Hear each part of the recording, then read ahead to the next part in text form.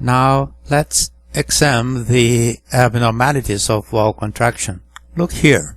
Basal lateral wall, probably the anterior lateral, depending on the direction of the transducer. It's thickening well, but the apical and part of the mid-ventricular region is not thickening and is probably akinetic, as seen also at the apex and the apical IV septum in this region.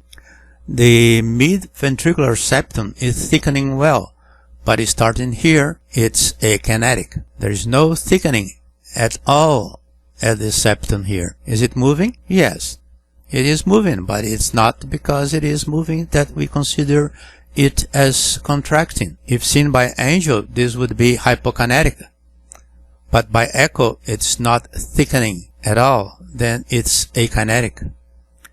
We really should call it with no contraction, but the term akinetic is used for so many years by the catheterization people that it's preferred now by the cardiologist. So let's call it akinetic, though it's moving, because the other walls are pulling it. Then we have 1/3, or better yet, close to half the apical IV septum, apex, and the lateral wall akinetics. The global left ventricular function is moderately decreased. In this case, we see akinesia of the mid-anterior IV septum. All this has to be checked in other views that depict the same wall to confirm, since we are not perfectly seeing this wall now. The posterolateral wall is contracting well. Another example. This is a 2 chambers apical view. And then this is the anterior wall. Here is the apex. The anterior wall is occasionally covered by the lung, but we are still able to see that it is thickening normally. What we see now is that except for this basal region of the inferior wall, which is thickening, the remaining wall does not thicken. Then we can say that the inferior wall is akinetic, except for a small portion of the basal area. In this case, we see that the basal and mid-IV septum is akinetic, and the posterior wall is contracting well. In this next patient, we see dyskinesia of the left ventricular inferior wall. The LV shows important hypertrophy. He had an associated hypertensive cardiopathy. Notice how the IV septum here contracts well. The anterior wall always not seen well because of the lung, but occasionally you can see it well and its contraction is good. So is the anterolateral and posterolateral. They thicken vigorously. The problem is basically in a small area of the inferior wall that is dyskinetic. Look that to each contraction this area here expands. It's really dyskinetic. Now we should have a long X view to check the full extension of this dyskinesia if it's present from the base to apex. This other patient had inferior wall hypokinesia and posterolateral akinesia.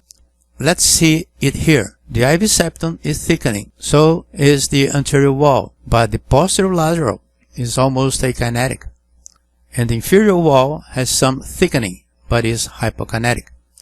So there is a hypokinesia of the inferior wall and posterolateral akinesia. In this apical 2 chambers view, we have a normal anterior wall. It's thickening alright. The same happens to the apex.